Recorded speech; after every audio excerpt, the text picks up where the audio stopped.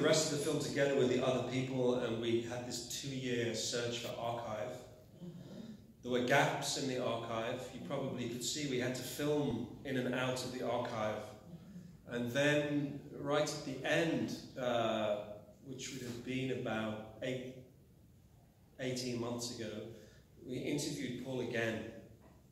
And there's a difference. You can maybe see the difference. So at the end of the film, I think that initially he was able to tell the story, but it was like the emotions were locked. You know, there was like a lock on him. And then, sort of 2 years later, he was much more open. You know, like we were showing him the footage that we'd found. So that's the, you know, that's kind of the story of it. You only had another question. Potem przez 2 lata szukaliśmy w archiwach różnych ujęć, a pod koniec znowu rozmawiałam z Polem i widać, że wtedy jest trochę bardziej otwarty, bo na początku jakby był zamknięty, jakby zamykał wszystkie te emocje w sobie i potem na końcu to w bardziej otwarty sposób rozmawia o tym, kiedy widać, kiedy pokazujemy mu to, co znaleźliśmy w archiwach. Sorry.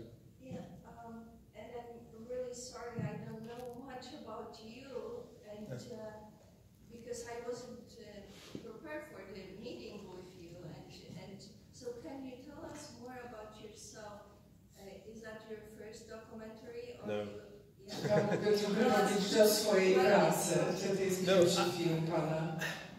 Does it look like it's the first? No, I've been working for a long time in, you know, British television. Yeah, I was a journalist. I worked in really investigative journalism in television in England. Pracowałem jako dziennikarz śledczy w telewizji angielskiej. And worked, I mean, I was very lucky, you know, I worked on a lot of very good films, mainly international documentaries. Miałam ogromne szczęście, pracowałam nad właśnie wieloma dobrymi filmami, głównie właśnie międzynarodowe, dokumentalne filmy. And then I went to work for, I actually started working for American television, which everybody in England said, don't do it, it's a disaster. Potem zaczęłam pracować w amerykańskiej telewizji, mimo to, że wszyscy w Anglii powiedzieli, broń Boże, proszę tego nie robić, to jest masakra. But I actually really liked it. Honestly, I found it really easy, and I actually liked the way this is just my thing. I like the way that the Americans get on with it. I mean, their television is very commercially led, so they're always going to this commercial break, which is terrible. But I learned this. I was shooting drama. I started to shoot drama and American dramas, and then I came back to this, but I think I quite enjoyed that kind of like, I think in America, in American television, it's so hard to get this time because everybody wants to get to the commercial, that you have to be very, very tight the way you cut the pieces. And, you know, I thought it was a benefit, like making this, just to keep it going, you know? About the way you cut everything? Well, look, I mean, look, my view. Sorry, go on, sorry. Are you talking about editing? Yeah. Aha, okej. Więc mi się bardzo podobała wasza praca w telewizji amerykańskiej, pomimo to, że to jest irytujące, że trzeba montować filmy i programy pod reklamę, bo co chwilę jest jakaś reklama. Natomiast to napędza naprzód właśnie tą pracę i potem trzeba bardzo właśnie zwracać uwagę na ten montaż. Yeah, I mean, I don't know what you think. I find a lot of long-form documentaries sometimes get really boring for me as a viewer. And I think sometimes the people who make the films, they take a long time to make. And I think sometimes people get lost in their own films and they get very attached. And the idea of this film was really, I mean, there's no apologies. It was always supposed to be intense, you know, to give you an idea of being in Homs with them. And the other thing was just to keep like just to keep it moving, you know, like keep the, not like action, but just keep the momentum. That was the idea, and I think some of that came from working in American television, to be honest with you. Osobiście uważam, że bywają długometrażowe filmy, które tam dosyć nudne, trudne do oglądania, bo są za mało dynamiczne i tu ta intensywność tej dynamiki tego filmu, intensywność w ogóle.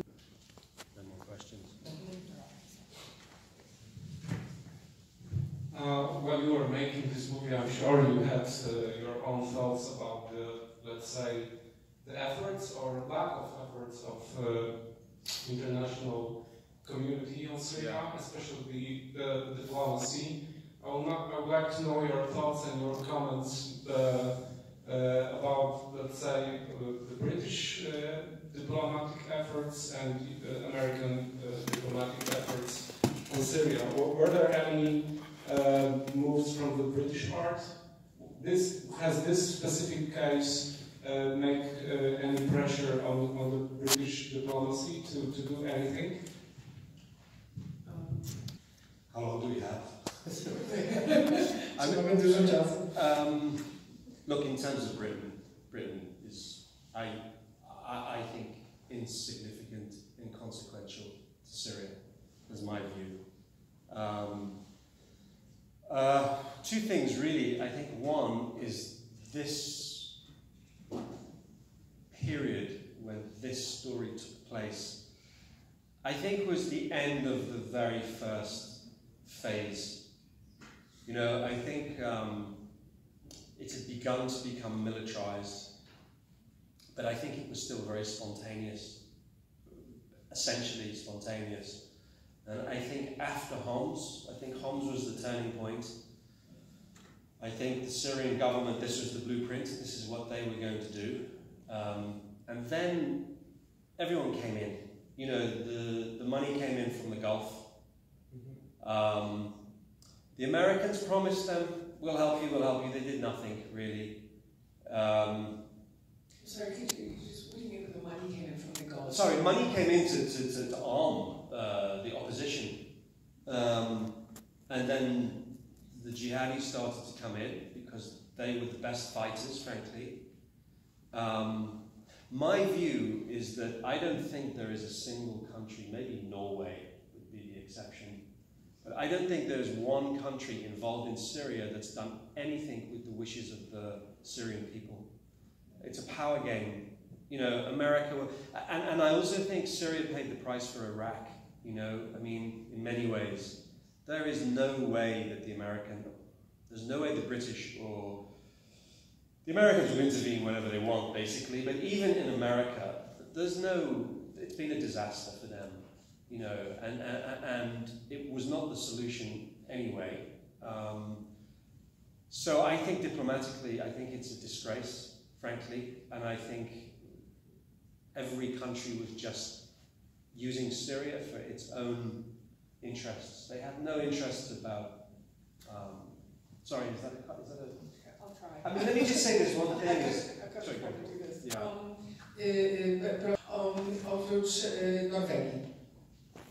I mean, one thing I would like to say is that, you know, it's a perfectly valid question, and I follow it all the time. I've lived in Lebanon for a long time.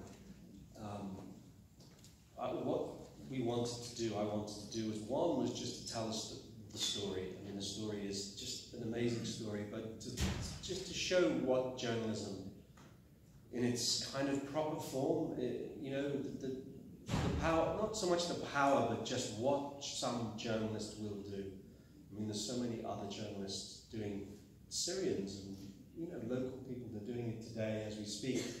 But the other thing was, you know, it's not against your question at all, but I think it's too easy to sink into this thing of, oh, the terrorists, or the weather. They're people on the ground, you know, and I think we just forget about it. And I was very, one of the things was, well, it's a story about Western journalists. And it was getting the balance, like Wael, for example. I mean, I think he represents, I don't think there's a finer ambassador for Syrian people than Wael. I mean, he's just a magnificent person. But the idea really was not to get into an analytical description about the situation, but was to just feel what it was like to be there for just ordinary people underneath this thing, you know, this attack. Nie miałam zamiaru Jeszcze pytanie? Dzień dobry. Ja chciałam zapytać, czy jaki wpływ kręcenie takiego filmu i rozmawianie na temat takich rzeczy miało na Pana? Jeśli można zadać takie pytanie. Sure. If I could ask what was the influence of this film on you? How did this film change you in any way? A przepraszam, bo ja kompletnie przegapiłam ważną... Sorry, I forgot to say something important. Przegapiłam bardzo ważną rzecz, co Pan powiedział. Powiedział właśnie o Wael, o tłumaczu i powiedział, że nie wyobraża sobie lepszego ambasadora Syryjczyków niż Wael, że to jest niesamowity człowiek i tak mocno wypadł właśnie w filmie. Look, I think that for me, actually making the film is I think it's easy. And the difficult things are nice things, you know, how do you edit, how do you shoot, you know, how do you tell the story? I personally find that very enjoyable and yeah, I would pay to do it, frankly. No, I wouldn't pay, yeah, I would pay to do it. But I don't have to pay, you know, like I find that very enjoyable. I think what is difficult is the politics and the economics of trying to make a film like this is hard. You know, they're never quick. They take time, and the films I think are better with time. You know, I think the model, the television model, is someone will have one idea, they will come up with a schedule, and they'll make the film, and it's simple. But it's very linear, you know, it's like you get what you see in the schedule. Whereas over years you go back and see people and you come back and you come back and kind of layer on layer on layer. It's very nice. But the politics are brutal, you know, I'm not going to just hide it, it's hard, and I think I've aged more than the 4 years it took to make. 4 lat i wydaje mi się, że więcej niż 4 lata się starzałam właśnie, ale uważam, że film jest bogatszy dzięki temu. But I would like to say, you know, that you do, that look, it's a privilege to be able to make your life making films, you know, it's a great life. Naprawdę to jest ogromny przywilej, żeby móc właśnie spędzać swoje życie kręcąc filmy. Don't feel sorry for me.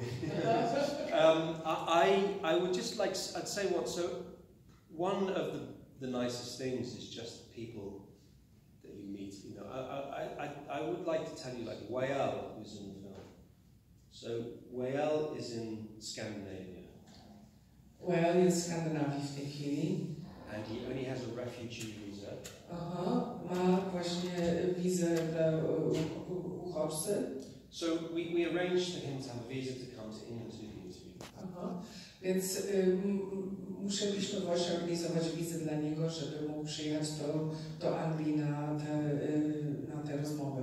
And the day of the interview in the embassy, he was late, and the embassy called, he's late, and then we phoned him afterwards and said what happened, and he said, oh, I didn't have any money for a taxi to the embassy, so I walked, and that's why I was late. Aha. I w dniu właśnie rozmowy spóźniał się do ambasady, więc dzwoniliśmy do niego, pytając, co się dzieje. No, w końcu dotarł, pytaliśmy go, dlaczego właśnie się spóźniłeś. Powiedział, że nie miał pieniędzy na taksówkę, więc szedł pieszo, dlatego się spóźnił. So when he came to England, he came for the interview, and I got an envelope, and I put $1,500 in the envelope. Więc wziął kopertę i włożył tam $1,500. And I handed and I wrote Mrs. Wael on the front. I napisałam pani Wael. na kopercie. And I said, look, Wael, when someone comes to England for a film or television interview, it's a deep tradition. We always give like some kind of thank you to the partner of the interviewee. It's just the way that's how we do it here. Więc tłumaczyłem mu, że w Anglii jest stara tradycja, jeśli ktoś przyjeżdża specjalnie żeby uczestniczyć w kręceniu filmu, na rozmowę, to dajemy właśnie jakiś dar właśnie partnerowi czy partnerce właśnie gościa. Is it a bribe? Is it a bribe? Is it what? Bribe. Right. Bribe. Right. Bribe. A bribe? No. Oh, yeah. Like anyway, he got the envelope and he pushed it back and he just said, "Nice try." No thanks. On mu powiedział, no próbowałeś, ale dziękuję. You know, and that's the nice thing. You know, you meet like the amount of Syrian people. I was in contact for a long time with people who were there was a guy in East Ghouta, which is now being retaken back by the government, and we'd have hours and hours on WhatsApp. And I remember, sorry, you know what? These are just stories. It's okay. Poznałam niesamowitych ludzi kręcąc ten film. Syryjczycy to są niesamowici ludzie i poznałam właśnie kogoś, what's the name of this town again? I'm sorry. Eastern Ghouta. Eastern Ghouta na WhatsApp i godzinami rozmawialiśmy ze sobą. And you know, I could hear the bombs. Jak słyszałam, jak bomby lecą. You know, and he's talking to me, and I got frustrated, and I said, "Look, Ma'am," I said, "You know, what can I do? You know, what can I do?" W trakcie rozmowy właśnie pytam, bo jestem sfrustrowany, chcę pomóc i pytam, co ja mogę robić dla ciebie. And he just said, "Look, it just helps talking to you." To wystarczy, że możemy rozmawiać ze sobą. And there's so many conversations like that, you know, over the course. So it's a very long answer, but it's you know, you meet some really fabulous people, and some of, you know, the resilience of the Syrian people. I've met so many Syrians, so many, and I have never met one that didn't want to go back to Syria. They don't want to be in Europe. They want to be home, and that's the reason why they're not. And someone said to us, well, you know, what's the point of the film? And I would say that it's going out on BBC and television from next year, from January. But I would just hope anyone who does watch it would look at what they've gone through and would just understand why. You know, why they needed to be here and treat them with some respect. I would like to ask, what about Leo? Does he has a refugee status right now in Yeah. Europe? Yes. Or does he come back to Syria? No, he's in Scandinavia. Jest w Skandynawii i ma status uchodźcy. Yeah. So in the end, it did help him to get to Europe to the interview. Yeah, very much. Very much. He has he's married to a Syrian, his Syrian wife, who he knew in Syria. He went to school with her, actually. He has a baby, a young daughter, and Ma żonę z Syrii i ma córeczkę. I could tell you other stories about Wael that are very funny at the moment. Okay. And did he manage to flee Syria with his family? Yes, he's in Scandinavia. On jest w Skandynawii. Yes, I know, but did he manage to flee Syria with his whole family, or maybe just on his own? So Czy udało mu się z całą rodziną właśnie wyjechać? yeah, I mean, what I learned, please, this is just this is my anecdotal experience, is that the Syrians that I know, when they leave Syria, they can't go individually. Like, quite often the whole family will move, because one of the guys who filmed for us, the guy in East Ghouta, so he escaped to Istanbul. I spoke to him about 3 months ago, and he started crying, and I said, "What's happened?" And he said that they had arrested his sister and his 2 uncles. His sister has 3 children, and they were in a very heavy detention center. And it was made very, very clear he comes back and you escape, you leave jail. You know, so it's so difficult, you know, do you understand? Yeah, I do. Yeah. I didn't get the answer to her question. He left with his parents. He left with most of his family, yeah. Okay, więc Wales...